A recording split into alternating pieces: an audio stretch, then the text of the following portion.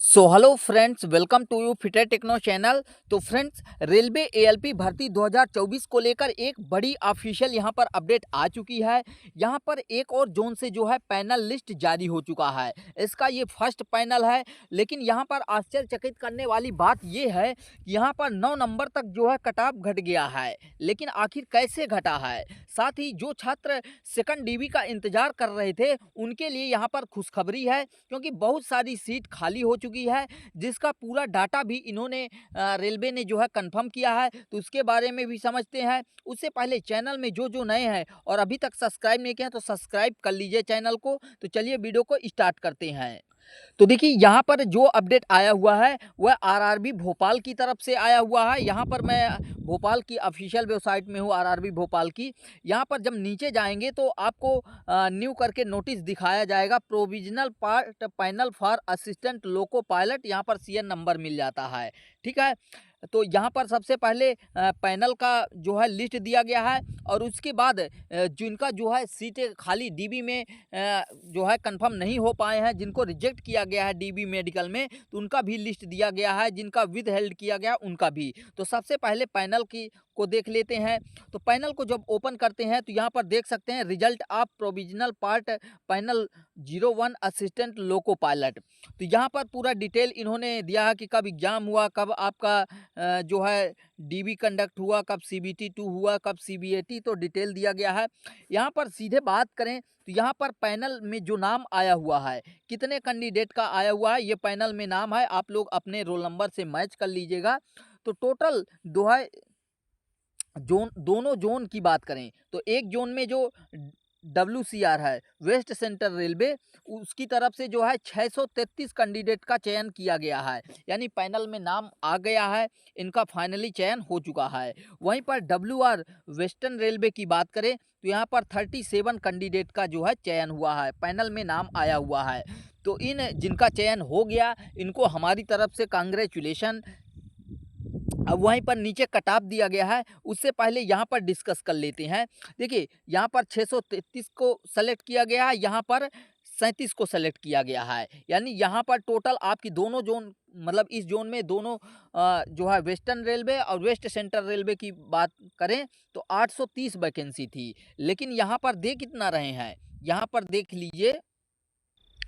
तो यहाँ पर इसको माइनस करेंगे तो मतलब 670 आ जाएगा। यानी 670 कैंडिडेट का यहाँ पर चयन हुआ है। ठीक है। अब बाकी सीटें कहाँ गई उसके बारे में डिस्कस करते हैं। उससे पहले डिस्कस कर लेते हैं इसके कट ऑफ के बारे में। तो यहाँ पर देखिए, सेकंड नंबर के कॉलम में दिया गया है cut off ALP final mark 70% CBAT का है और 30% सॉरी सीबीटी का है, और 30% जो है सीबीएटी एग्जाम का है। यानी साइको और आपका जो सीबीटी 2 एग्जाम हुआ था उसका मिलाकर जो है यहाँ पर स्कोर दिखाया गया है। तो सबसे पहले देखिए, वेस्ट सेंट्रल रेलवे। ठीक है। यहाँ पर यूआर का 78 गया है, 74 एससी का, 69 एसटी का, ओबीसी का 77 और 76 ईडब्ल्यूएस का।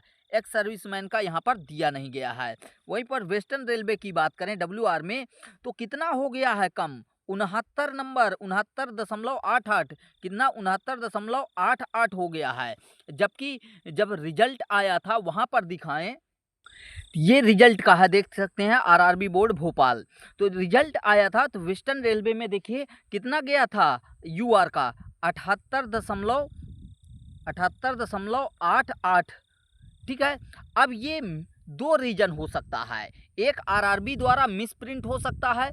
देखिए 78.88 है। ठीक है। और वहीं पर यहाँ पर देखिए, यहाँ पर 69.88 दिख रहा है। ठीक है। यहाँ पर 69.88 और वहाँ पर कितना है, 78.88 दिख रहा है। ठीक है। तो यहाँ पर डायरेक्टली जो है 9 नंबर का डिफरेंस आ रहा है। तो किस रीजन से हो सकता है? तो देखिए, दो रीजन से हो सकता है। एक, बाय मिस्टेक रेलवे जब ये पीडीएफ जो है तैयार कर रही थी उस समय मिस्टेक हुआ होगा और सही तरीके से चेक ना किए होंगे और अपलोड हो गया, तो ये हो सकता है।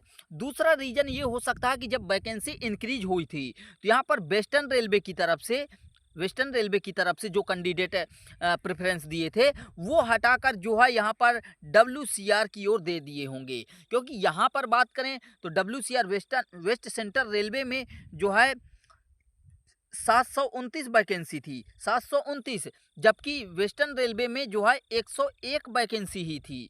ठीक है, तो इस हिसाब से देखा जाए तो ये भी रीज़न हो सकता है कि वहाँ पर डायरेक्ट कन्वर्ट हो गए और यहाँ पर प्रेफरेंस ही नहीं दिए, और यहाँ पर बहुत सारे छात्र जो है फॉर्म भी नहीं भरे होंगे, इस वजह से प्रेफरेंस यहाँ पर दे दिए। तो या फिर इनको पहले उसमें सेलेक्ट किया आरआरबी ने, आरआरबी भोपाल ने। तो इसके लिए आप लोगों को क्या करना होगा, इसके लिए आपको हेल्प डेस्क का ईमेल मिल जाएगा आरआरबी भोपाल का, या फिर उसका जो हेल्प डेस्क नंबर है वहाँ पर आप लोग संपर्क करके इस समस्या को बताएंगे। जैसा कि पहले हुआ था कि जो है जो रोल नंबर दिया गया था रिजल्ट में डीबी में, तो वहाँ पर वो रोल नंबर शो ही नहीं हो रहा था जिनका चयन हुआ था। तो वो इशू जो था, तो फिर छात्रों ने बताया तो उसको जो है कवर अप किया गया। तो आप लोग बताएंगे तो इसको सही तरीके से एडिट किया जाएगा, मतलब जो भी गड़बड़ी होगी या फिर उसके संबंधित बताया जाएगा क्या कैसे है, तो आप लोग संपर्क कर लीजिएगा। वहीं पर अब बात करें कि नेक्स्ट डीबी कितने सीटों पर आ सकती है, तो देखिए इसके लिए सबसे पहले तो ये देखिए यहाँ पर इन्होंने क्या दिया है, रिजेक्टेड कैंडिडेट का लिस्ट है। ठीक है, तो यहाँ पर इन्होंने क्या कहा कि हमने जो वैकेंसी निकाला था वह 830 पोस्ट के लिए निकाला था, जिसमें हमने प्रॉपर डीबी कराया, मेडिकल कराया। उसके बाद जो है हमने 670 कैंडिडेट को जो है पैनल में नेम दिया। 670 candidate were provisionally empanelled against provisional part panel 1 dated 5। ठीक है, तो यहाँ पर 670 कैंडिडेट का चयन कर लिया गया है, जो अभी हम लोगों ने देखा पैनल में नेम। ठीक है, और वैकेंसी कितना है, 830 वैकेंसी है। तो अब सीटें तो यहाँ पर खाली जा रही हैं, तो कितना सीटें यहाँ पर देखिए दिया गया है, candidature of the following candidate is cancelled due to following reason.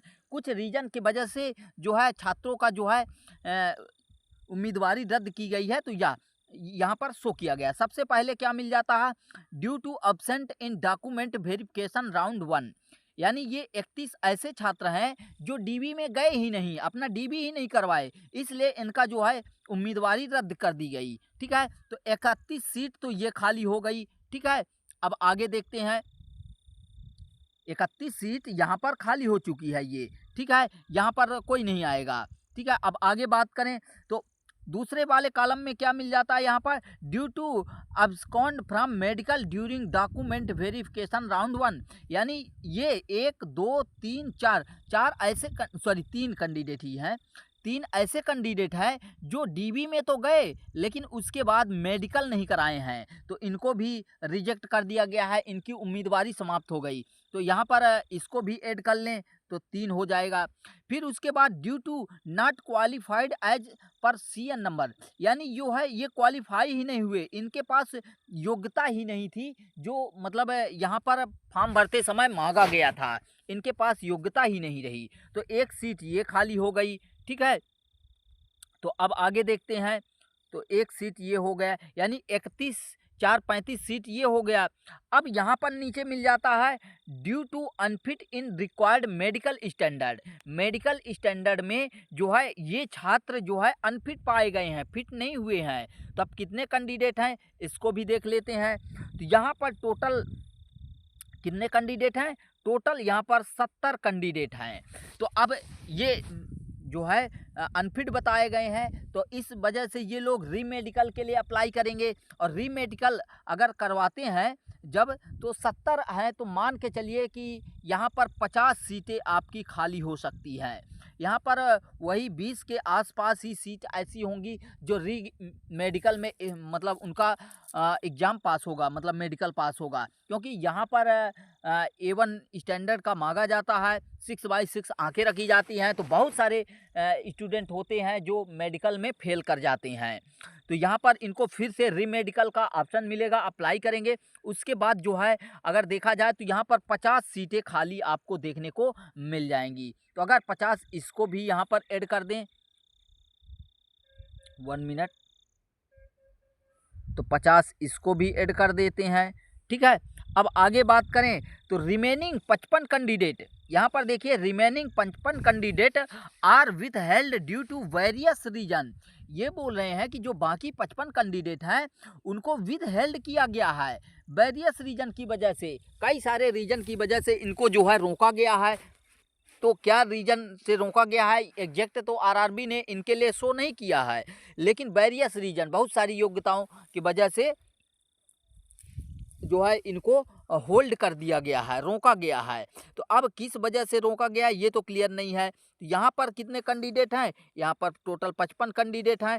तो 55 में मान के चलिए कि 10 से 20 कैंडिडेट यहाँ पर भी ऐसे मिलेंगे जो अपनी जो है उम्मीदवारी शो नहीं कर पाएंगे। यानी कह सकते हैं कि यहाँ पर अगर 20 भी ऐड कर लेते हैं तो कितना हो जाएगा, टोटल करेंगे तो यहाँ पर टोटल करेंगे तो 3 1 4 1 5 हो जाएगा, फिर 5 2 7 3 10, यानी कहा जाए कि 105 सीटों के 100 सीटों के आसपास जो है आपकी नेक्स्ट डीबी आने वाली है। हमने क्लियर कर लिया कि कहाँ कहाँ से सीट निकल रही है।